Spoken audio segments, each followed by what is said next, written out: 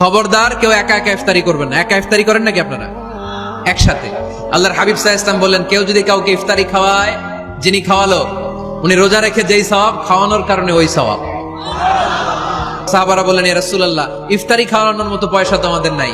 আল্লাহর হাবিব সাল্লাল্লাহু আলাইহি ওয়াসাল্লাম বললেন, ওয়ালাউ বি শারবাতিমা, যদি এক ঢোক পানি দিয়েও ইফতারি খাওয়া তবেও এই সওয়াব পাওয়া যাবে। ওয়ালাউ বি আযকা চিলাবান, এক ঢোক দুধ দিয়ে খাওয়ালো। ওয়ালাউ বি তামরা, একটা খেজুর দিয়ে ইফতারি করালো এই সওয়াব। সুবহানাল্লাহ পড়েন। দুই ভাই ইফতারি করতে বসছেন, আপনার প্লেট থেকে একটা পেঁয়াজু আপনার ভাইয়ের প্লেটে দিলেন, আপনার ভাই একটা খেজুর আপনার প্লেটে দিল, দুইজনের ইফতারি খাওয়ানোর সওয়াব হয়ে গেছে। সুবহানাল্লাহ কইতে পারলেন না?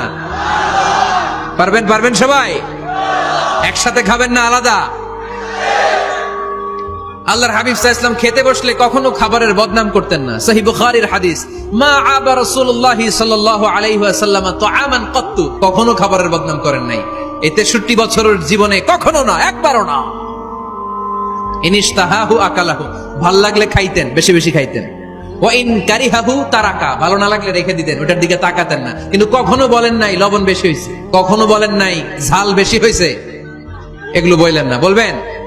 মহিলা প্যান্ডেলের ভাবিরা খুব খুশি, এখন খুশি হয়ে গেছে।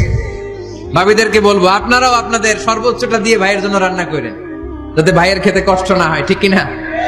চেক এন্ড ব্যালেন্সের দরকার আছে না নাই?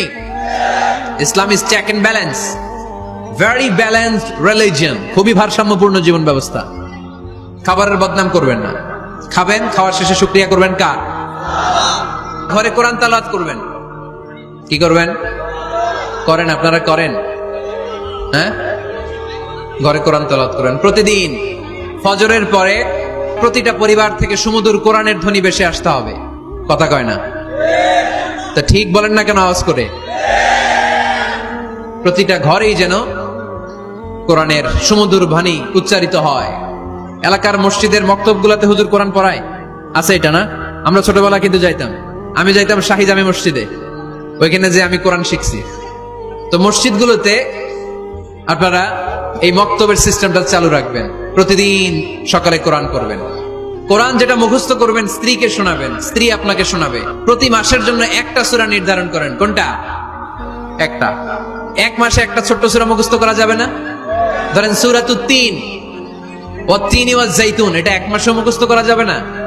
যাবে।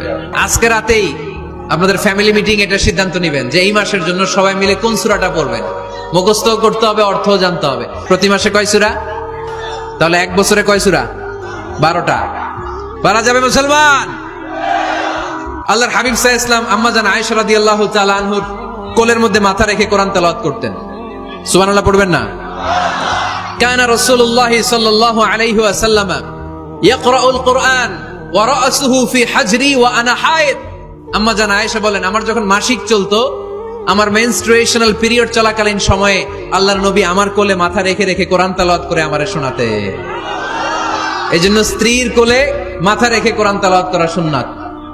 স্ত্রীর কোলে মাথা রেখে কোরআন তেলাওয়াত করা, স্ত্রীর কোলে মাথা রেখে কোরআন তেলাওয়াত করুন, এটা সুন্নাহ। ঘরে কোরআন তেলাওয়াত করুন। জিন, ভূত, ব্ল্যাক ম্যাজিক, জাদু টোনা, বানমারা সবগুলারে নিঃশেষ করে দিবে কে? ঘরে মাঝে মাঝে একসাথে জামাতে নামাজ পড়বেন। শুনতেছেন? আমার কথা শুনতে পাচ্ছেন? The family that prays together stays together. যে ফ্যামিলিগুলো একসাথে নামাজ পড়ে, এই ফ্যামিলিগুলো একসাথে টিকে থাকে আজীবন। সুবহানাল্লাহ নাই?